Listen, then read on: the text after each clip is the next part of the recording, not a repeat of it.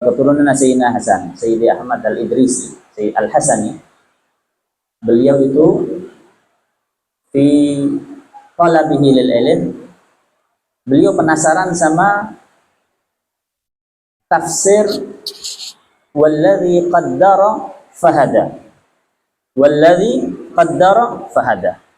Beliau merojaah tafsir itu, satu kitab tafsir, dua kitab, tiga kitab, empat kitab, sampai ila sitnya kitab, 600 kitab tafsir.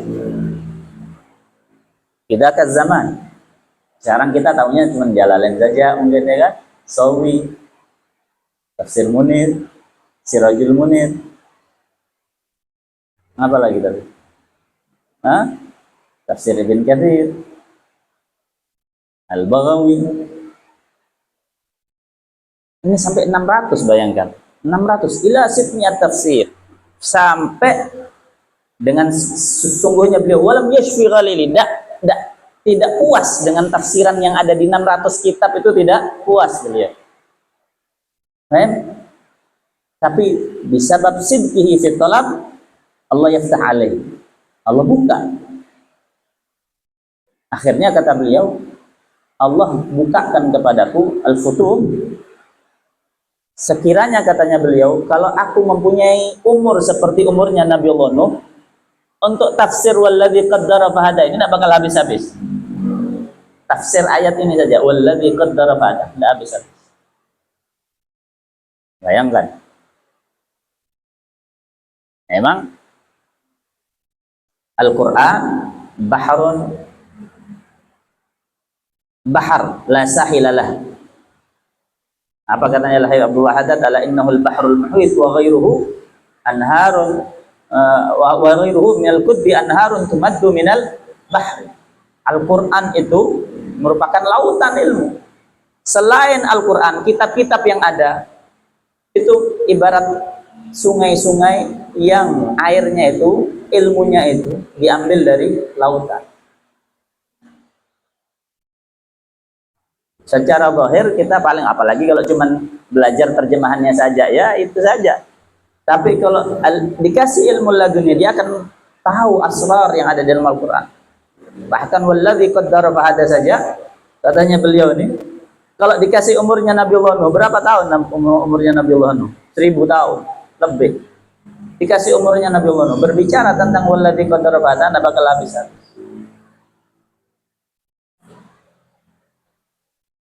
Apa katanya Allah Subhanahu wa taala di dalam Al-Qur'an? Qul law kana al-bahru midadan li kalimati rabbi lanafida al-bahru qabla an tanfada kalimatu rabbi wa rujikna bimithlihi madada.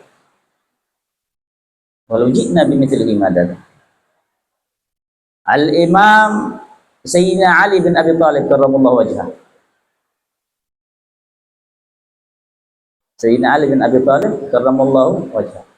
Beliau pernah menyatakan, kalau misalkan aku mau mentafsiri Bismillahirrahmanirrahim, ada riwayat baknya saja, baknya dari Bismillahirrahmanirrahim, sanggup untuk ditulis tafsirannya itu dibawa oleh 70 onta muatannya itu, kitabnya.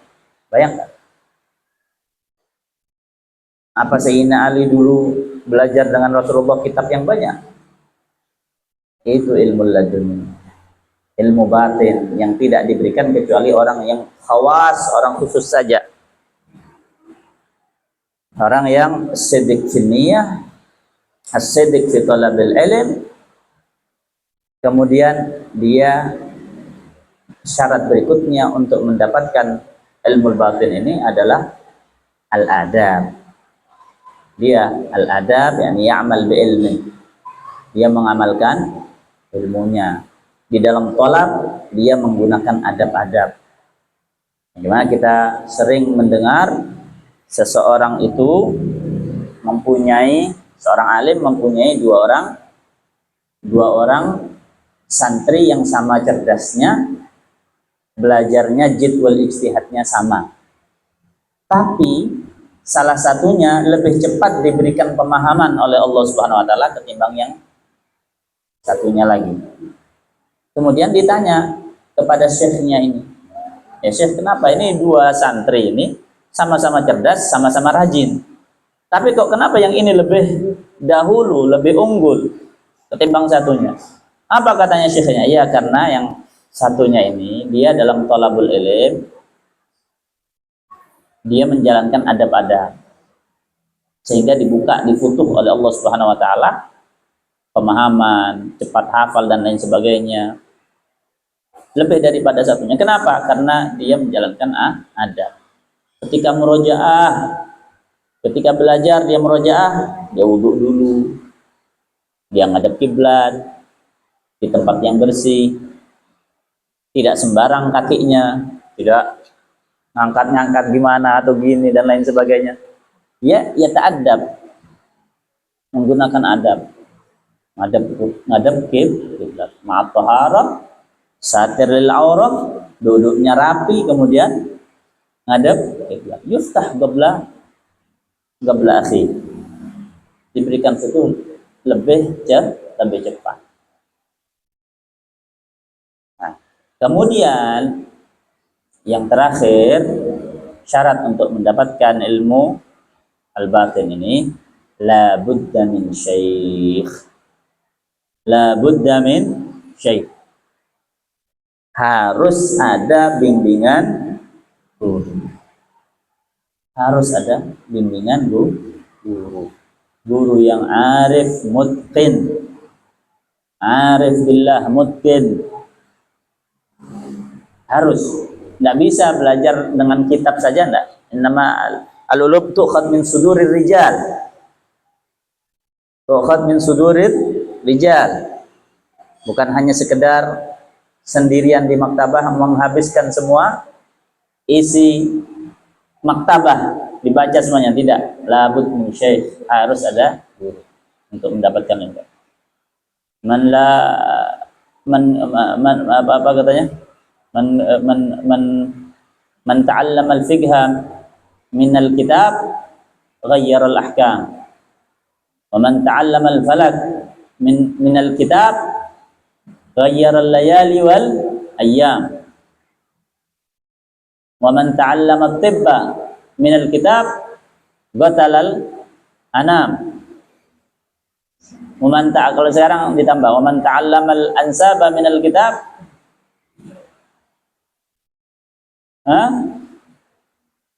Gata'al arham. Wa man ta'allamaha min syaikhin mutqinin salima wassalam.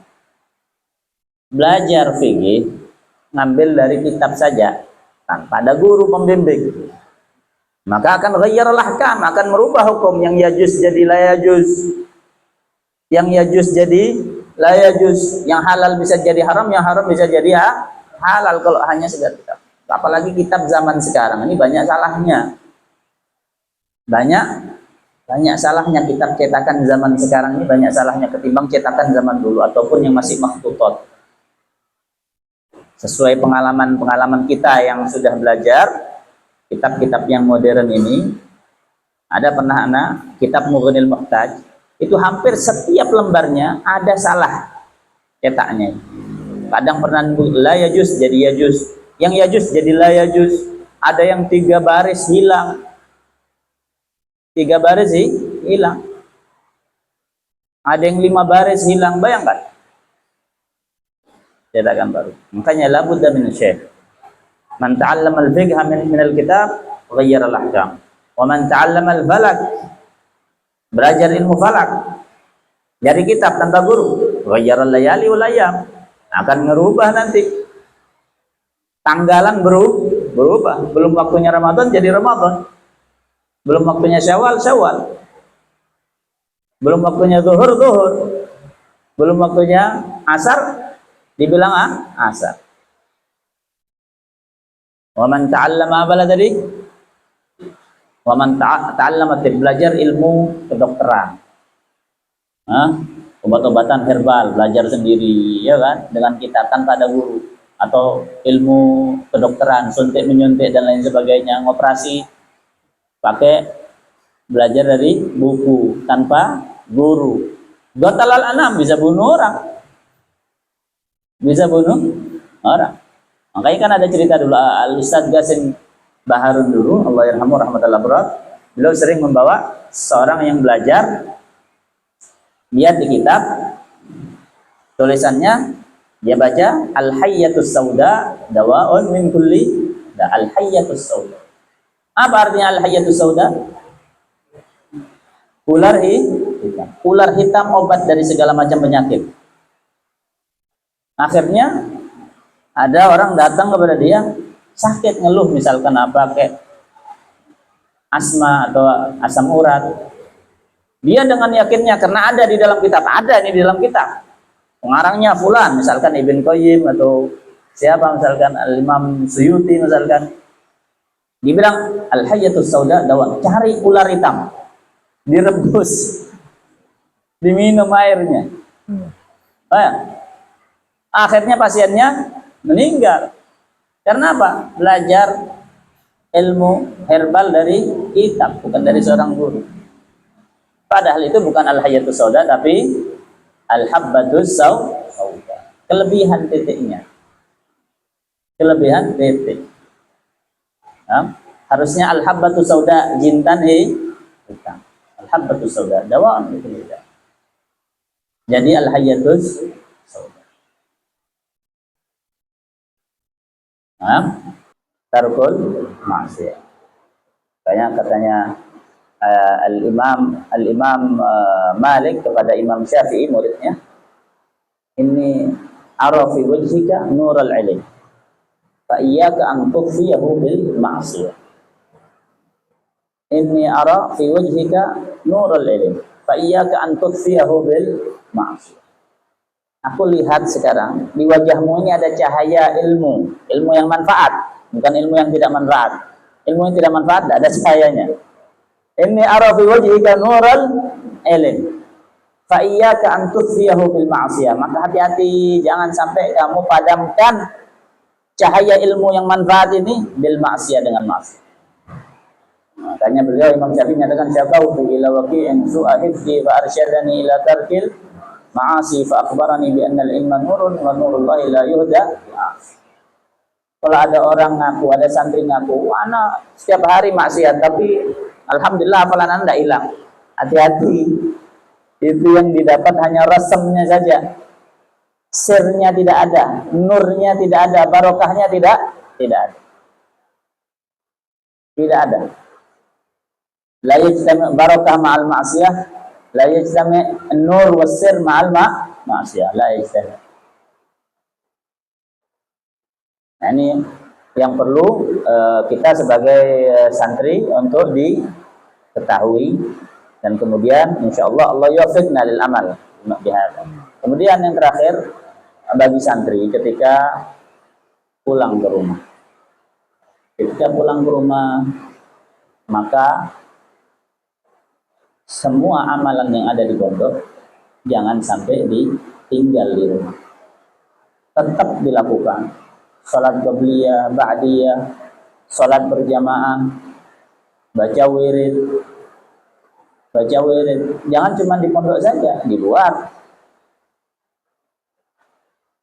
Wirid itu kan hisnun hasin, benteng yang kokoh buat kita dari maksiat, dari setan, dari gangguan jin, gangguan makhluk halus, dari gangguan orang jahat. Maka harus wirid itu tetap dibaca dimanapun, pagi sore, khususan wirdul latif yang Habib Abdul Haddad kumpulkan itu dari ahadits Nabi sallallahu alaihi wasallam, sabahan wa masaan wirdul latif.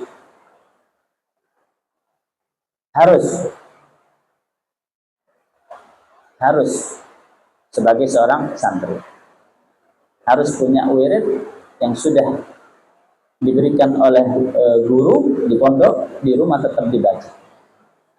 Jangan sampai ditinggal, karena kalau di pondok butuh, apalagi di luar. Kalau di pondok aja butuh sama wirid, apalagi di luar. Di luar godaannya, gangguannya lebih banyak. Lebih banyak di luar. Kalau di sini mungkin satu tidak baca wirid, ustadznya baca. pengurusnya baca atau teman-teman yang lain baca, kecipratan barokah hisinnya. Tapi kalau di luar,